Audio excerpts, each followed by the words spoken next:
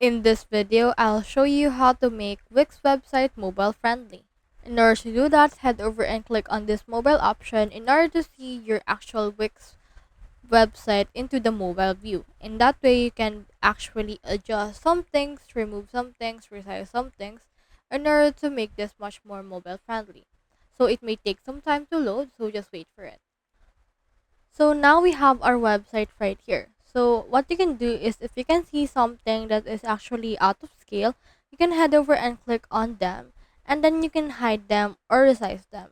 So for example, for this one, you can head over and hide this one if you want.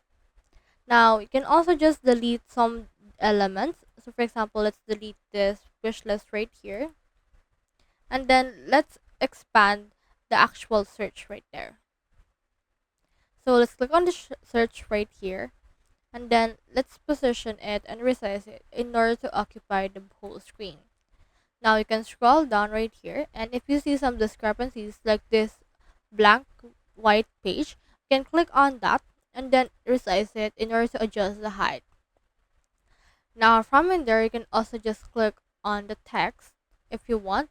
So if there are some text that's actually big, you can click on them and then resize them or move them if you want.